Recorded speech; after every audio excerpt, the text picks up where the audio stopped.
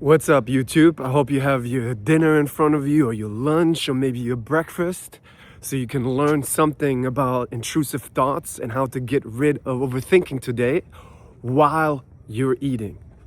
All right? So let's start. The most important thing when you think about overthinking or intrusive thoughts is that we create more overthinking or intrusive thoughts by engaging with those thoughts. But first, we have to set a differentiation. There's different kind of thoughts, two different types. One thought is automatic thought, which you don't have any control over. It comes automatically inside of your head. And one thought is a thought that you think. So two different thoughts, one automatic ones, and I'll explain you in a second where they come from, and one is you thinking and talking back to those thoughts, which actually creates more automatic thoughts in the future. So the automatic thoughts, as you might logically, if you think about it, they get created in the past. And they're all the thoughts that we engaged with in the past. And that can include emotions, but today, for the sake of the video, we're going to just address thoughts. So that's what people call intrusive thoughts, because they're very specific to you. They're the ones that you engage with the most. Maybe because most of the time you're the most fearful of them. So then you constantly worry about them, trying to fix the situation, and the brain's like, oh, you love playing with the toys? Let me give you more of those toys, right? So we have the automatic thoughts that automatically come inside of your head already when you wake up in the morning, right? During the day at different type of frequencies. Some days it's going to be huge amount, and some days is going to be a little bit, right? Or it depends on how much you're engaged with and how many compulsions you do. If you don't know what compulsions are, it's exactly what I just said. It's you trying to control thoughts, trying to fix them, trying to engage with them. I have to spit, 1 second. Trying to engage with them, trying to fix them, which all causes more engagement and which signals to the brain that you want more thoughts, and then you get more overthinking, and that's a problem. That's a big problem because it's very uncomfortable to live your life in your head instead of enjoying the beautiful world out here with the palm trees around me and the cactuses and the beautiful California, you know, and living your life and doing the actions that you want to do, right? Because that's what we want to do. We want to spend our time on what we want to spend our time on. So your question, of course, while you might be eating now or whatever you're doing, is probably like, okay, can you help me? Can you please help me? I do understand this is very cool. Like you explain it really well about automatic thoughts and regular thoughts and how regular thoughts are feeding automatic thoughts. But sir, can you help me, please? It's bothering me very much, right? And I'm like, yeah. I'm gonna tell you now. The way we get rid of thoughts, of course, is to not give the signal to the brain anymore that you care about those thoughts. Which means to not engage with those thoughts anymore, all right?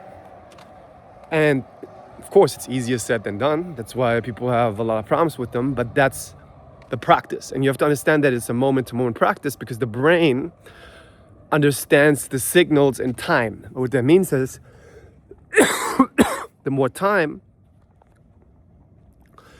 you spend on engaging with those thoughts in your life, in your day, the more frequently those thoughts become. So it's engagement and time. So we have to minimize the time. You don't have to be perfect, but you have to take up more territory, and taking the territory away from the engagement and adding the territory to you living your life, doing the actions. Which sounds, if you don't understand it, I hope you understand it, because it's actually very, very deep what I'm saying when I speak about living your life. Because your brain would be like, no, we have to control this first. We have to stop living our life and do this. And when you stop living your life and do this, you show your brain, oh no, this must be still important. And then your brain constantly in your life gives you thoughts. But if you're like, forget about the thoughts, let me live my life, spend my time outside my head on the valued actions, even though it's uncomfortable, even though the brain tries to pull you in, even though the brain tells you, no, this is so important, over time you show the brain you don't care about those thoughts anymore, okay? So how to do this specifically? Well, this is very important what I'm about to say. So take your little cute ears, if you have cute ears, like me. I feel like I have cute ears. I expect you probably have also cute ears. Listen up, because you have to make a full paradigm shift. Because your paradigm at this moment is trying to get rid of thoughts, trying to feel better, trying to fix thoughts, which seems so normal, so natural. But you actually trying to get rid of the symptoms and you making the measure of success to fix thoughts and emotions, specifically for this video, thoughts, tells the brain that you're still engaging with thoughts. You're still trying to fix thoughts. And your brain's like, oh, you love fixing thoughts? That's your favorite sport? Let me give you more thoughts to fix. You love trying to ruminate about this problem? Let me give you more problems to ruminate about. So you have to change the measure of success. You have to change the paradigm to making it your priority to living your life, to doing the actions, and not make your priority on trying to control thoughts or trying to feel better. And that's a challenge. But by me telling you this, you know the goalpost. You know the change of the goal. And that is now your job, is to coach yourself, right? Because I can only coach you if we do one-on-one coaching. But you coach yourself now, moment by moment, to be like, okay, I get it. If I make the measure of success the thoughts, I'm going to spend time on the thoughts. But I have to make the measure of success the valued actions. What you will see then is that it will be uncomfortable.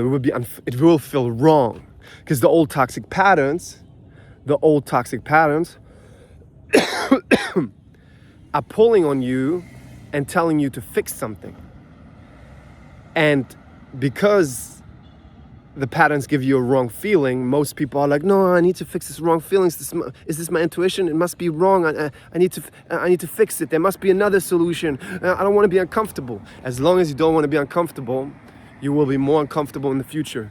Because as long as you're not willing to be uncomfortable, you're trying to get relief by trying to fix the thoughts, and you're creating more thoughts in the future. So you're actually hurting your tomorrow man. There's a great article, it's actually from a book. It's called The Tomorrow Man. It's a great Reddit post if you want to check it out. It's about you setting the tomorrow man, which is you, up for success. Because it's going to be in the present moment. Because in 3 weeks, for these 3 weeks, you keep trying to get relief and trying to fix the thoughts and trying to control the thoughts and trying to control the situations in your head. In 3 weeks, you're going to wake up in the present moment and you're going to be bombarded with even more thoughts. And then you'll be like, oh man, it's even more uncomfortable now. Yeah, you didn't take care of your tomorrow man. You want to set your tomorrow man up for success. And the more you train that emotional fitness, the more you train the ability to say, okay, I don't care about these thoughts. I'm not going to debate with them. I'm not going to debate with the brain. That's not my measure of success. They can come, they can all be there, but I am going to shift completely my priority to the valued actions, moment by moment, as much as I can from the beginning of the day. Then in 3 weeks, your tomorrow man is going to be far happier, because you're going to have far less bothersome thoughts. The paradox here is, though, that you still cannot make that the measure of success.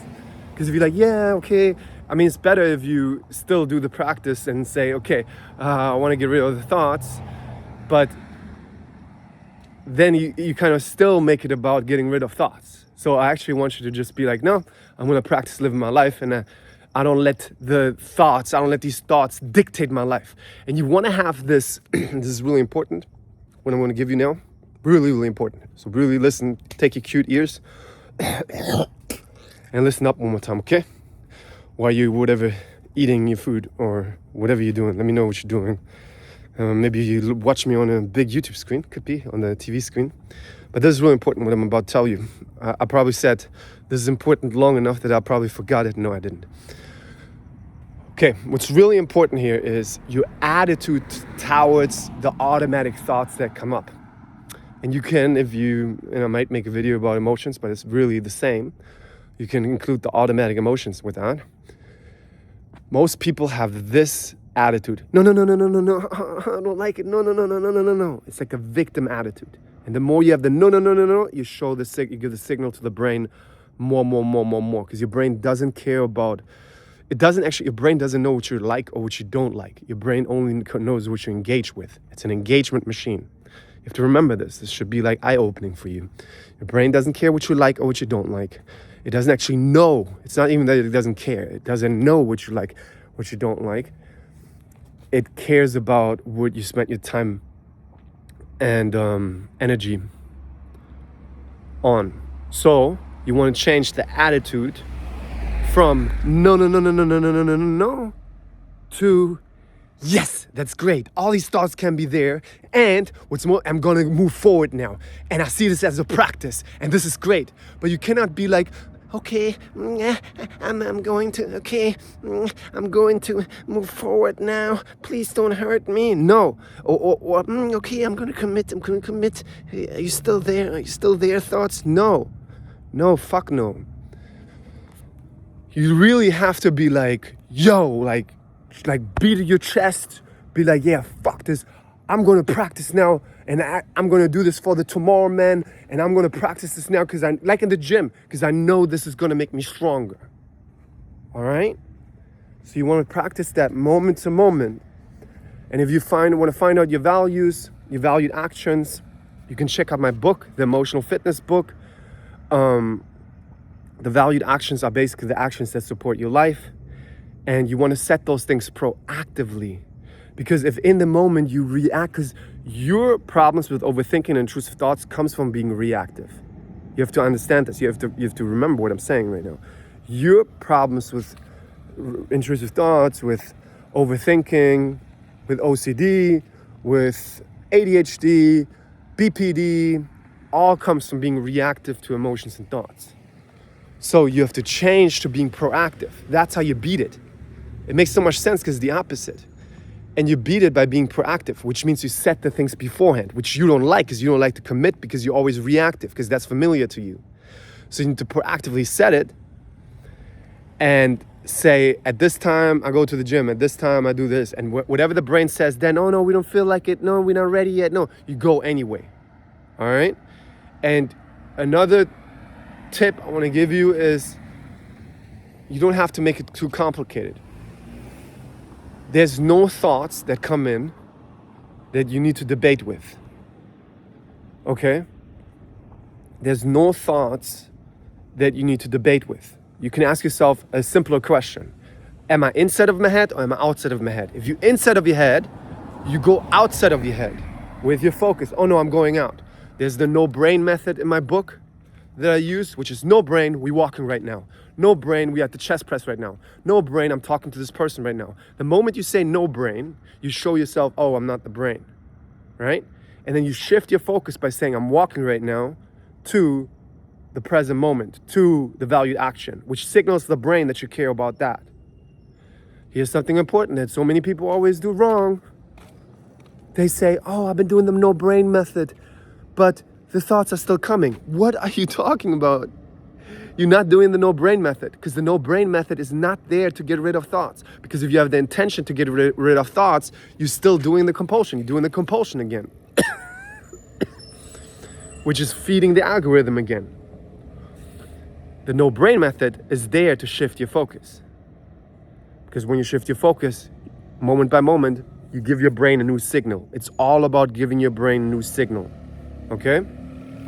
So this was my quick talk today about Intrusive thoughts, overthinking. If you want to go deeper, check out my emotional fitness book in the description. And if you want to do one-on-one coaching with me, message me on my Instagram, which has the same username. All right? Love you guys.